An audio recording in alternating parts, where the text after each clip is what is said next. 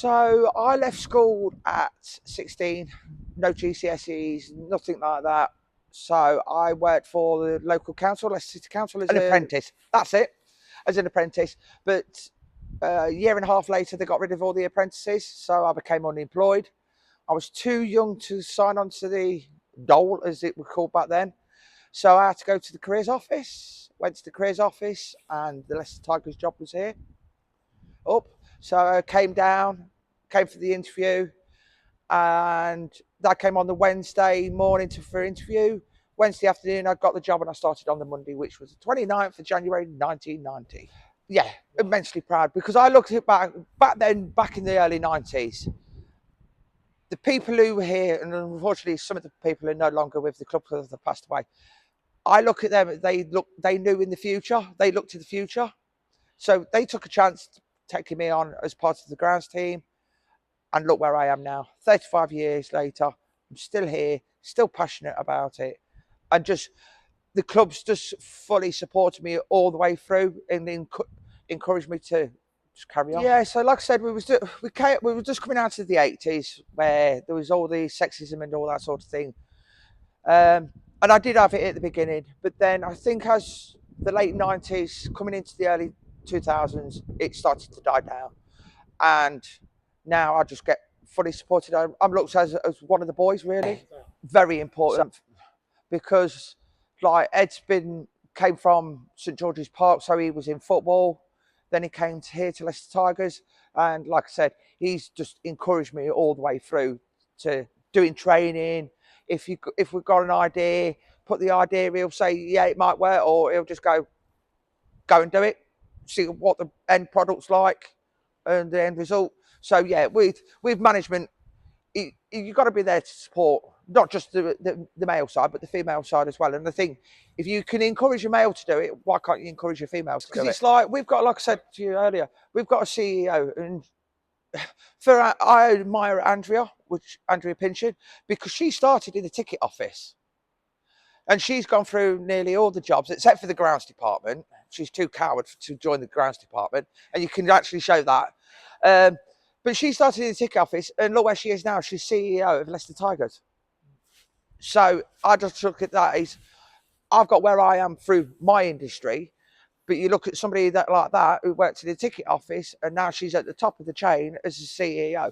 And we've encouraged each other. So we fed off each other. And like when she found out I was doing the Rugby World Cup, yeah, she was jumping up and down and everything. So yeah, it's with rugby, you are treated as an equal. You're not treated any differently. And yeah, if somebody wants to come into not just into the rugby industry, but into any ground industry, it's a good industry to be in, because there is support out there. And if you've got the support from the people you work with, it makes the life and the job a lot more easier. So we put pressure on ourselves, because we want, not just here, but at the training ground as well, to be top notch. So every year we want to go one step further, one step further, one step further. So we do put pressure on ourselves. But then also, because all the games are televised, it's not just the first team, all the ladies as well. So there's that bit of pressure of like, oh, hold on a minute, this is going over TNT, whatever other, like YouTube. That's the showpiece. So you want everything so it looks nice and everything. So people do turn around and go, oh, Welford Road looks really, really, really nice. Then there is that of like, you do get the pressure from the coaches of like, they want it a certain height in court, or if it's too hard, if it's not soft enough and that. So yeah, you do get that occasionally, but now we collect every week anyway, to make sure that it's not compacted too much. So yeah, the old groundsman, he did treat the pitch like his own baby, but I don't know. It was like, I think they just looked if I could do the job, and he was willing to teach me how to use a mower and all that sort of thing. But like I said earlier, I think the club just seen something and thought, we're going to take a chance here. We're going to take a female on and we'll see where it goes. And yeah, I think they were visionaries. I think they really were. For somebody, the older generation to go, do you know what? We're going to give a female a go. Well, like my very first groundsman, he took the chance and took me on. And yeah, I think we've got to go, like you were saying, we've got some of the older generation are starting to come to retirement. They've got to look at, we've got to look to the next generation. So the next 20-year-olds, 30-year-olds, probably even older. We've got to, the older generation have got to teach the younger ones this industry, because we're going to lose it if not. Because then people have got years of experience, years of knowledge, and we can't lose it. So I would say to them, go for it. Don't listen to somebody turn around and say you can't do it because you're a female. Just ignore that. Blow that out. It doesn't matter. You can do the job as good as the next guy or the next fella. Self-belief, you can do the job. Out there and just say, yeah, come on then, I'll prove it to you. This was the first time of completely out of my comfort zone. So yeah, it was going out of my comfort zone, pushing myself to go and do it. So which I'm proud of myself to do, because I completely just feet first went and done it. And to go down there and experience was awesome, unbelievable. I'll never ever forget it. And yeah, I made some incredible friends down there.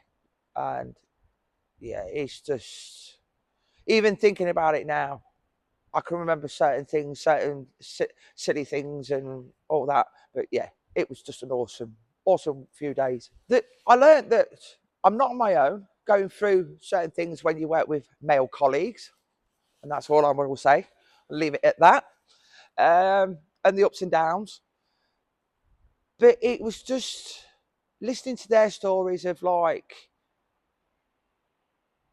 their struggles with their colleagues. And then I'm going, no, you need to do this and just ignore that. They're just being, but then it was just swapping stories about pitch, how to look after the grass, but it was mainly, what struggles do you go through the winter because you're professional rugby? And then when I was like, oh, well, yeah, we have to put frost sheets on. Oh, no, we don't have to do that. But then it's still the same struggles of like getting the snow off, getting the ice off. So it was nice swapping them sort of stories. And then it's like with the summertime, oh, have you got irrigation? Yeah, we're lucky, we've got irrigation. Oh, I wish we had irrigation.